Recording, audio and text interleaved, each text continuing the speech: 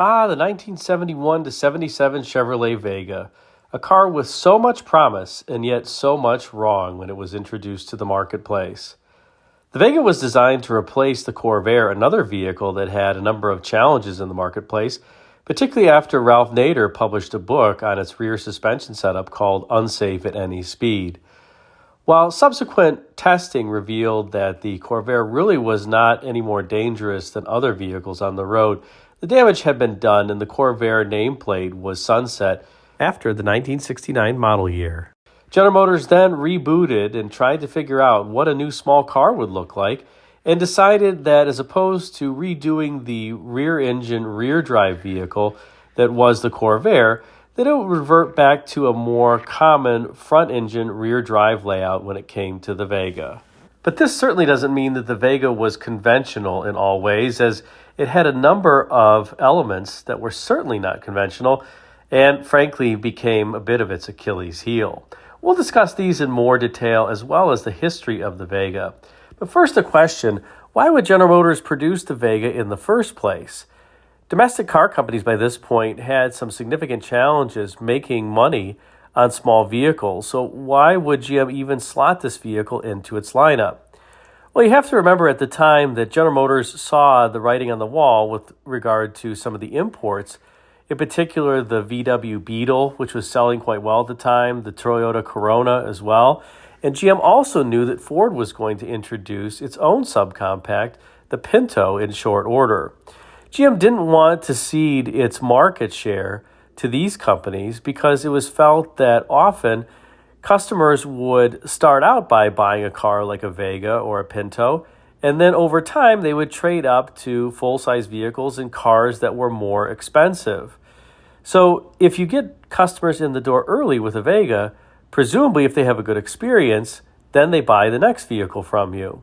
Well, clearly the issue with the Vega was that many people didn't have a good experience with it, particularly early on. And so that whole premise of having a loss-leading vehicle to bring people into the brand really didn't fail. But let's examine why it didn't and what some of the main issues were with the Vega. The Vega did have a particular sponsor within General Motors at the time, and that was GM President Ed Cole. Ed Cole was a super talented engineer, the individual who really worked on, if not invented, the Chevrolet small block V8, had also worked on other V8s, including Cadillac V8s during his time at General Motors, and by this point had risen to become the president of the company. Cole knew that GM needed some sort of a small car, and the goal here was that the Vega would be a world beater. More specifically, the goal was that the Vega would have better value and quality than the VW Beetle, and it would offer customers more luxuries than the Toyota Corona. And as I mentioned before, Cole knew that Ford was going to introduce a subcompact, which would later be known as the Pinto, so they had to also be mindful of what content and quality might be coming with that vehicle that was offered by Ford. And thus we come to the first issue why the Vega was not successful, and it really came down to the development time frame. Engineers only had about 24 months to design the Vega in a time during which new vehicles often took about 4 years to design, some a little more, some a little less. So this was about half the normal development time, and recall that this was for a vehicle that really was all new. GM had not built a front-engine, rear-drive subcompact car before. So to execute the Vega on this kind of time frame was certainly a stretch for the engineering organization, and you can imagine that it proved especially challenging when it came to parts validation because there just wasn't time to fully get everything right before it went out the door. And as a result, we come to one of the principal issues with the Chevrolet Vega, and that is its engine. Now, GM had been partnering with a company called Reynolds Metal and Sealed Power to develop what was known as a sleeveless aluminum block engine, something that they had been working on really since the late 1950s. The idea was that many aluminum block engines, including those previous aluminum block V8s that General Motors produced in the early 1960s and then later sold to Rover, used cast iron sleeves in them to provide a better wear surface for pistons and piston rings inside the engine while enabling the vehicle to benefit from the light weight of the aluminum block. As you can imagine, the cast iron cylinder liners were quite costly, especially because they had to be produced and then machined and then put into the engine block. And estimates at the time suggested that cast iron cylinder liners cost about $2 each to produce, or $8 for the entire vehicle. Multiply those figures by 10 and you get a rough estimate of what it would cost in today's dollars, so $80 a vehicle to have these cylinder liners. Well, of course, if you could eliminate the cylinder liners, you could save $80 an engine. Doesn't sound like much, but certainly is quite a bit when you're producing millions of vehicles, or in the case of the Vega, it actually did sell over 1 million over the course of its lifetime. So $80 was quite a bit. That's $80 million over time. And in order to make Chevrolet's 2.3-liter Vega engine work, as opposed to the cylinder liners, what that joint venture between GM, Reynolds, and Seal Power came up with was to have silicon granules dispersed throughout the aluminum alloy so that when the piston rings would ride on the aluminum alloy going up and down, it would effectively be riding on top of silicon granules, which are harder than both iron or steel. Now, this admittedly wasn't a new technology at the time, as sleeveless engines had been used for years in other applications, more specifically in lawn mowing equipment, outboard motors, chainsaws, etc. But oftentimes they were employed in two-stroke engine applications where there was good oiling of the cylinder walls because the oil was mixed in with the fuel. It was more challenging in a four-stroke engine because, especially on cold startup, it would take a while for the oil to circulate and then help provide a barrier between the aluminum alloy block and the piston rings. Without that good oil pressure at startup when cold, cylinder scuffing would result, and once the cylinders are scuffed, there goes the overall compression, and consequently the engine starts to burn oil. As a result, Reynolds and GM, as well as Seal Power, came up with a unique aluminum alloy that was comprised of about 80% aluminum and 20% silicon, and this was felt to be the optimal quantity of aluminum and silicon to make these sleeveless blocks work.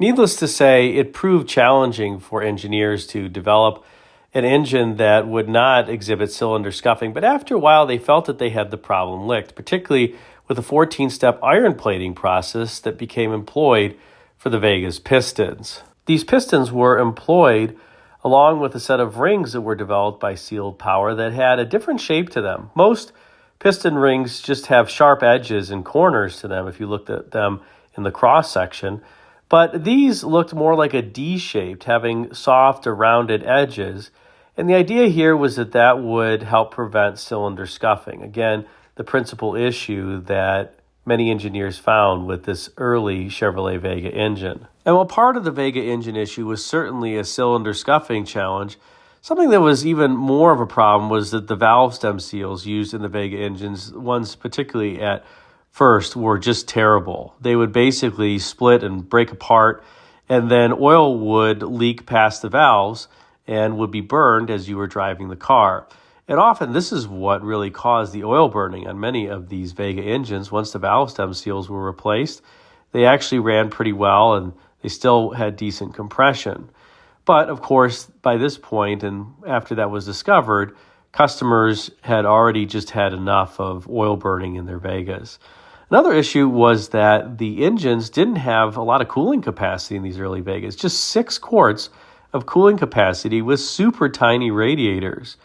You have to remember at the time that when General Motors was executing tests on these Vegas, that one of the key elements of the test before the tests were started was that technicians would check to make sure that all fluid levels were at the proper height, including the coolant.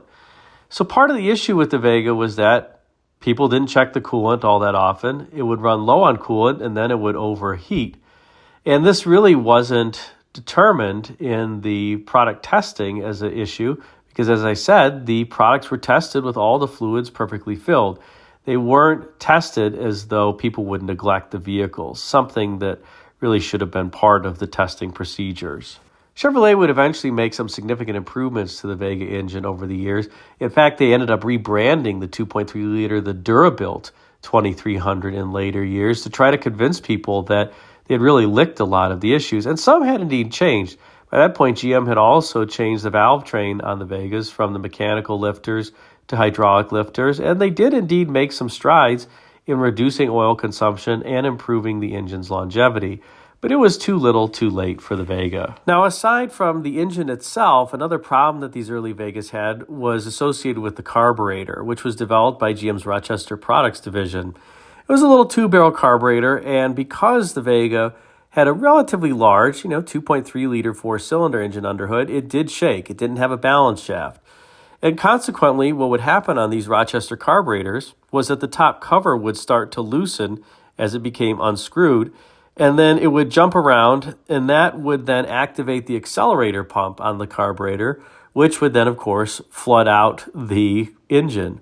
That clearly would cause drivability challenges, and that was in part cured by switching to a Holly Weber carburetor in 1973. The other issue with the Vega was, of course, rust. It was almost as though these vehicles, if you breathed on them or they experienced just some slightly humid air, that they would rust out. And in particular, some of this was due to the fact that the early Vegas didn't have any fender liners. So as tires were flinging up salt and sand and dirt, they were doing so on the tops of the fenders, which then would rust out early, kind of like the late 50s Chrysler products. But the Vegas were supposed to be dipped in a process called ELPO, E-L-P-O, to help prevent this. One of the major issues, though, with the ELPO process at Lordstown Assembly that built the Vegas was that the fender shape didn't necessarily allow for the ELPO to reach the top of the fender. You see that top of the fender is really the high point of the hood, and apparently when the Vega would get dipped in the ELPO, it would leave an air pocket there right on the underside of the fender. So it was not touched by that ELPO process, and as a consequence, would rust out. Yet another issue associated with the Vega arose because of its use of an electric fuel pump. That's right, these Vegas don't have a mechanical fuel pump. They have an electric fuel pump. And one of the issues that individuals had was that if the car were run low on oil, the engine wouldn't start. And this was because GM had included a relay such that if the vehicle were low on oil or didn't have oil pressure, that the engine wouldn't run. It just wouldn't start. And that was because it cut the fuel pump off. Well, as you can imagine, most people didn't know that, and they ran their Vega low on oil because it was burning oil, and then it just wouldn't start, and then they would have it towed to the junkyard, and that would be the end of it. But really the issue as to why it wouldn't start was because the fuel pump relay wasn't energized, and often these would arrive at junkyards. Technicians would put some oil in the engine, and they'd start right up. Now, you obviously have to fix the oil burning issue, but they still would run for at least some time. And in fact, one of the other issues with the Vega overall was that it just had very thin sheet metal. This obviously caused issues when it started to rust, as there wasn't much metal to eat through from a rust standpoint before it was just all gone. But it also created an overall bit tinny feeling, and this was because obviously the Vega was engineered to hit a cost target, and it needed to in order to not lose exorbitant amounts of money. In fact, in some of the early prototypes for the Vega Combach wagon, the sheet metal on the roof was bending as one would close the tailgate on the vehicle because it was just so thin. Fisher Body ended up having to stiffen the roof on those vehicles before it went into production. So what did the Vega get right? Well, unfortunately, as is the case with a number of GM products, by the end of its lifetime, the Vega actually was a halfway decent car. It still had the rusting issues, but they had licked a number of the issues associated with the engine, and it was a pretty pleasant car to drive. But the damage had been done. When the Vega was introduced in the 1971 model year, it sold 278,000 units. And it reached peak sales in 1974, the year after the OPEC oil embargo, with 460,000 units sold, including about 280,000 hatchback coupes, about 90,000 camback two-door wagons, and about 60,000 two-door sedans. But the sales dwindled quite quickly thereafter, all the way down to 78,000 by 1977. And that's in part because Chevrolet, as well as other General Motors divisions, had introduced vehicles like the Monza that were spin-offs of the Vega. But the Vega definitely got one thing right, and that was styling, frankly. The car was a great-looking little car. It was designed by a team that included Hank Haga, the individual who was responsible for the 1970 and a half Camaro, and you certainly see that Camaro look in the Vega. one of the key things that Haga did to make the Vega more attractive was that he accommodated the very tall engine, which recall had an overhead cam, by putting a blister on the hood as opposed to raising the overall hood height. This gave it a pretty athletic-looking front end, and overall the car was quite handsome. Another individual who was responsible for the Vega was Jerry Brockstein, who went on to lead a number of advanced studios and did one of my all-time favorite concept cars in the late 80s, the Cadillac Voyage. So this design team was very talented, and frankly, I think the car looked great. There were some really nice Vegas that came out, including the Cosworth Vega, where Cosworth redid the head, came out with a double overhead cam head, and really that only cost Chevrolet, I believe, about $250,000 for Cosworth to do the engineering. That Cosworth Vega was also the first electronically controlled fuel injection unit that GM had ever put in a vehicle. That's right, it had electronic fuel injection, not the mechanical fuel injection that Corvettes had for a number of years and Chevrolets had in the late 50s and the 60s, etc. But this was actually controlled by a computer. And obviously that would become the norm as years would go on. But the Cosworth Vega is pretty cool, and overall the Vega is a nice car, particularly at the end of its run, but it was just too little, too late, and the Vega rode off into the sunset as a vehicle that was really a missed opportunity for General Motors for the reasons that I mentioned. And it's a shame because the car really looked great. It had all the makings of being able to be a great vehicle, but instead of bringing more people into the General Motors fold and helping them walk up the lineup as they continued to age with the brand, it really turned more and more people away. In fact, it probably turned most of the million-ish buyers who bought Vegas away because of the issues that I mentioned. Thanks again for watching this special on the Chevrolet Vega. If you enjoyed it, be sure to like, comment, and subscribe, and check out the video thumbnails at bottom left and right for some suggestions for you.